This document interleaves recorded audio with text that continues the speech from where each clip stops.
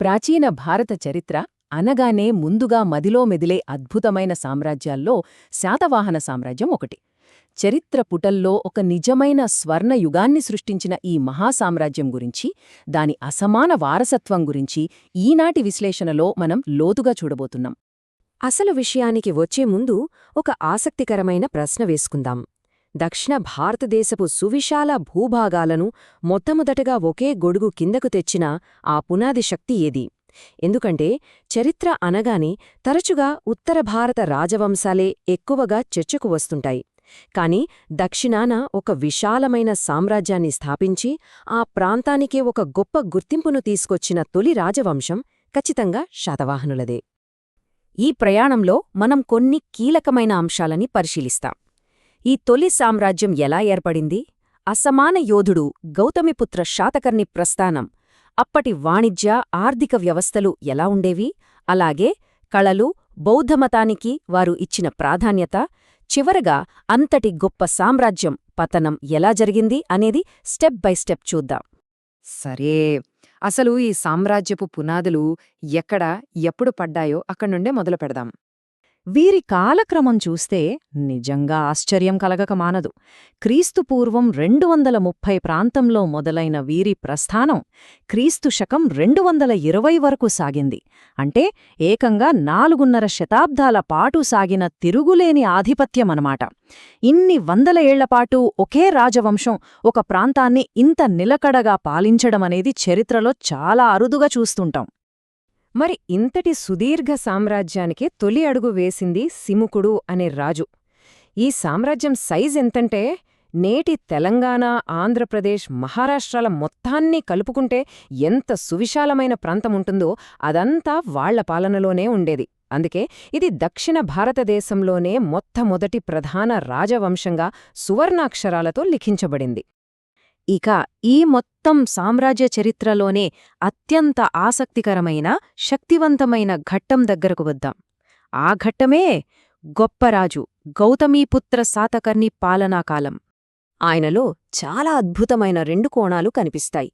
ఒకవైపు చూస్తే విదేశీ శకుల దండయాత్రలను ఎంతో చాకచక్యంగా తిప్పికొట్టి భారత భూమిని రక్షించిన వీరుడు. ఇంకోవైపు చూస్తే కేవలం కత్తులు, యుద్ధాలకే పరిమితం కాకుండా ప్రజల కష్టసుఖాలు తెలుసుకుంటూ వారి సంక్షేమం కోసం అహర్నిశలు శ్రమించిన దయగల పాలకుడు. ఒకే వ్యక్తిలో ఇలాంటి ద్విపాత్రాభినయం నిజంగా అద్భుతం. ఇక్కడ గమనించాల్సిన విషయమేమిటంటే మొత్తం శాతవాహన వంశానికే ప్రపంచస్థాయి కీర్తి ప్రతిష్టలు రావడం వెనుక ఉన్న ఏకైక కేంద్రబిందువు ఆయనే. ఆయన నాయకత్వంలోనే ఈ సామ్రాజ్యం దాని అత్యున్నత శిఖరాలను చేరుకుందని చారిత్రక ఆధారాలు స్పష్టంగా చెప్తున్నాయి.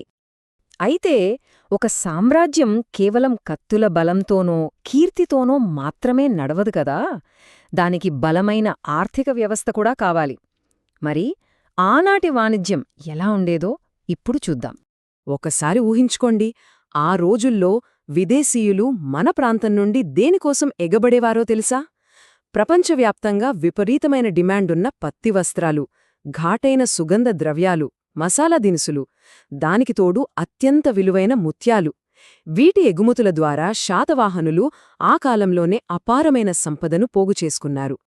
ఇక్కడ మనం వారి ద్విముఖ ఆర్థిక వ్యూహాన్ని మెచ్చుకోవాలి. దేశీయంగా చూస్తే గ్రామీణ పాలనను చాలా పకడ్బందీగా అమలు చేశారు. స్థానిక రైతులను, వ్యాపారులను కంటికి రెప్పలా కాపాడుకున్నారు. అదే సమయంలో అంతర్జాతీయంగా రోమన్లతో భారీ స్థాయి వాణిజ్యం సాగించారు. ఇదంతా ఇంకా బలోపేతం చేయడానికి ఏకంగా రాజ్యముద్రతో నాణేలను కూడా జారీ చేశారు. అటు లోకల్, ఇటు గ్లోబల్ రెండింటినీ బ్యాలెన్స్ చేయడంలో వారు పక్కా ప్రొఫెషనల్స్. కేవలం డబ్బు, వ్యాపారమే కాదు, వారు కళలో, సాహిత్యం మరియు బౌద్ధమతానికి కూడా అంతే సమానమైన ప్రాధాన్యతను ఇచ్చారు. సాహిత్యం విషయానికి వస్తే వారు ప్రాకృత భాషను విశేషంగా ఆదరించారు. వారి ప్రోత్సాహంతోనే ప్రాకృతం ఊహించని స్థాయిలో అభివృద్ధి చెందింది. సామాన్యుల మాటల్లోంచి ఒక అద్భుతమైన సాహిత్య భాషగా ప్రాకృతం రూపాంతరం చెందడానికి శాతవాహనుల ప్రోత్సాహమే కారణం అనడంలో ఎలాంటి సందేహం లేదు. ఇక వాస్తు శిల్పకళ అయితే ఇంకో లెవెలని చెప్పొచ్చు. బౌద్ధమతాన్ని ఎంతగానో గౌరవించిన వీరు ఎన్నో అద్భుతమైన గుహలను, స్తూపాలను నిర్మించారు. అందులో అమరావతి స్తూపం ఒక మాస్టర్పీస్. వారి కళాత్మక వైభవానికి, బౌద్ధ వాస్తుశిల్పానికి ఇది ఒక సజీవ సాక్ష్యంగా, ఒక శిఖరాగ్రంలా నేటికీ నిలబడుంది. కాని కాలచక్రంలో ఎంతటి గొప్ప సామ్రాజ్యానికైనా ఒక ముగింపు ఉండక తప్పదు కదా. అందుకే ఇప్పుడు ఆ పతనం మరియు వారు వదిలివెళ్లిన శాశ్వత వారసత్వం గురించి మాట్లాడుకుందాం. ఇక్కడ ఒక సహజమైన సందేహం వస్తుంది. అంతటి సువిశాలమైన భూభాగం, రోమన్లతోనే వ్యాపారం చేసేంత అపారమైన సంపద, ఇంతటి సాంస్కృతిక బలమున్న ఒక సూపర్ పవర్ సామ్రాజ్యం అసలు ఎలా కుప్పకూలిపోయింది? చరిత్రను జాగ్రత్తగా గమనిస్తే ఏ పెద్ద సామ్రాజ్యమైనా ముందుగా బయటి శత్రువుల వల్ల కాదు, లోపలి కలహాల వల్లే దెబ్బతింటుంది. ఇక్కడ కూడా అదే జరిగింది. అంతర్గత విభేదాలు, యుద్ధాలు రాజ్య ఐక్యతను పీకల్లోతు కష్టాల్లోకి నెట్టేశాయి. ఆ పగుళ్లను ఆసరాగా చేసుకొని శత్రువులు దాడులకు తెగబడ్డారు. ఆ వరుస దెబ్బలకి తట్టుకోలేక ఆ మహారాజవంశం క్రమంగా కాలగర్భంలో కలిసిపోయింది. అయితే వారు భౌతికంగా కనుమరుగైపోయి ఉండొచ్చు, కాని పాలనలో వారు చూపించిన పారదర్శకత, వ్యాపారంలో వారు సాధించిన విజయాలు, కళల పట్ల వారికున్న అంకితభావం ఇవన్నీ భారతీయ చరిత్రలోనే ఈ కాలాన్ని ఒక నిజమైన స్వర్ణయుగంగా శాశ్వతంగా నిలబెట్టాయి. ముగించే ముందు ఒక్కసారి ఆలోచిద్దాం. శాతవాహనుల పాలన ముగిసి ఎన్నో శతాబ్దాలు గడిచిపోయాయి.